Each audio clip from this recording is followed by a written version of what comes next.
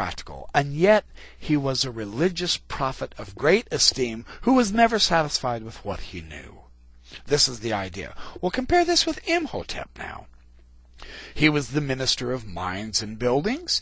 He was the minister of science, inventing new techniques of employing stone in building. He was a master architect. He was a supervisor and initiator. He was skilled with his own hands. He founded the school of science at Memphis that endured for ages. He was the inspired thinker of penetrating insight, a master calculator of unfailing accuracy, especially noted now. Now this is interesting because Imhotep was noted for his astronomical interests and achievements. This made him much later the patron saint of astrology. A very interesting parallel, isn't it? Another one, Abraham, the friend of man. He desired to be a prince of peace.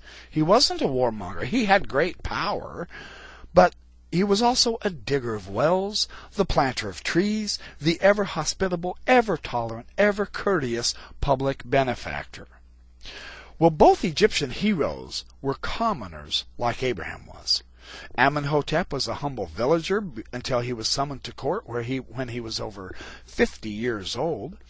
They were both unassuming, pleasant, mild, and engaging in manner friends to all men. They were advocates for the common people with Pharaoh, mediators for everyone in the temple and the palace, teachers and leaders whose counsel was available to everyone. They didn't charge and let only the rich learn. They taught everyone.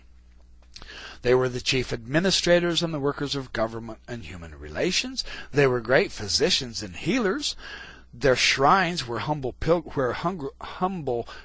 were healed and rejuvenated, and they were blessed with offspring. Because, now this is interesting, because like Abraham, you see, they were family men.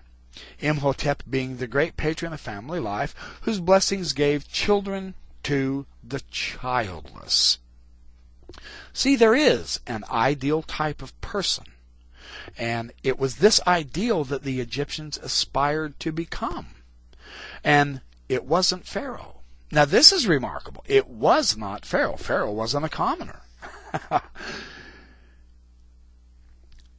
The exalted mortals who show really impressive resemblance to such figures as Enoch and Abraham, they are so much of the type that one of the great hopes of the Egyptians was to be united with Amenhotep and Imhotep in the afterlife, safe in their companionship. You remember this idea of going to the bosom of Abraham in Luke chapter 9 in the New Testament. See, it's quite a remarkable thing. So what Nibley is doing here on pages 101, 102, 103, 104, and so on, is he's showing this ideology of the commoner. Now, all of us are basically commoners. I mean, not very many of us are big, powerful politicians like Mitt Romney or any of the other people. We're not overly super famous scientists and inventors like Einstein or Nikola Tesla, but we are commoners, and so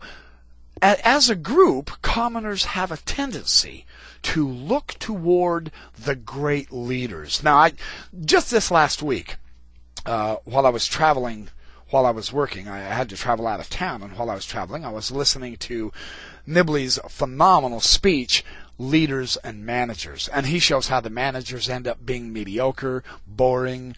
They want everyone to think the same way and do the same things the same way, and they stifle creativity and artistic expression, and they actually take away the greatness. Whereas leaders are shakers and movers, they make everyone uncomfortable because they have new ideas and new approaches to old problems, so on and so forth. It's really a powerful speech. This, I believe, is the idea with Abraham. This is the idea. Even the ancient Egyptians had their leaders that they couldn't help but look up to because of the skills they acquired, because of their humanity, because they sought to increase the quality of life as well as the blessedness of life. This is the ideal, and this is basically what Nibley is trying to point out. And if you're not familiar with Imhotep and Amenhotep and the various types of information that's available, this can be a little difficult to understand why Nibley is bringing this out, because he is showing that it's not only in ancient Israel where the great patriarchs and the leaders bless mankind. It's also had in the pagan Egyptian, and in the Mesopotamian, and in the Assyrian and the old Babylonian. It's everywhere, because we all want greater peace and happiness for me. Yes, the best way to have the greater peace and happiness is, of course, to become a benefactor of all. Not for your own self-aggrandizement. The way to be a friend, the way to have friends, is to be a friend. The way to have a happy life is help those who are in need, who are of supposed lesser value. Now, Nibley, in one of his talks, there's no such thing of someone who is of lesser value. Because Nibley, in one of his talks about Brigham Young, he was noting that Brigham Young would look in awe at the faces of humanity, of his fellow men and women in his community, of the children. He was utterly in awe because he said, when I see a fellow human being, I see the image of my Maker. He had great respect for humanity like that. This is the principle, this is the idea of loving one another, not going to war, not trying to be greater than everyone else. And isn't this Christ's admonition in the New Testament? It absolutely is. When the apostles themselves, now here they are, see, you have to understand, the apostles are in this high and mighty calling, and they're walking around with the man who heals the blind, who heals the deaf, who makes lepers whole, who heals withered hands and causes people who haven't walked to walk. I mean, they're in the presence of this God, this magnificent greatness, and they have been chosen by Him.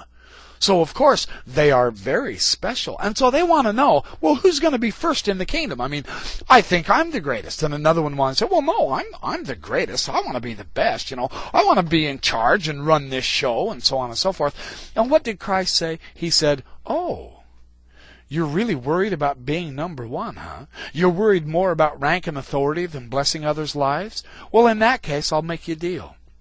You want to be number one in the kingdom? Be the servant. Be the least of all.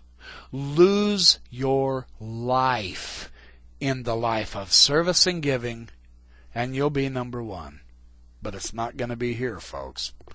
That's the key to Abraham. See, this was the key to Amenhotep and Amenhotep. They served. They learned the knowledge. They learned the practical capability of how to make better public buildings, for instance, and how to make things safer and more beautiful and more enjoyable and pleasant. They planted trees so that we could be in the shade away from the hot sun, so on and so forth. They planted fruit trees for others so that they had food to eat and so on and so forth. And you think, you know what, that's a pretty boring thing, but what kind of a world would it be if our politicians would take this attitude? If we would take this attitude? What would it be like if the politicians, instead of glutting themselves on the produce of the people, what if they would actually be the servants? What a different nation. What a different world this would be, yes? Yeah, I think there's something to this. But the point is, we have to find enough people. We have to find people willing to do this, willing to take this approach and have this attitude in life. That's why Abraham is such a perfect study. This is why Nibley, in this book, Abraham in Egypt, elaborated so strongly on this particular theme. I think he does an extremely good job, actually. I also think it's really interesting how Nibley on page 104 and 105, he describes how even though they lived 1,200 years apart, Imhotep and Amenhotep were actually fused together into a single entity. And now this is interesting because if they can be fused together in a single personality, and this is because they had so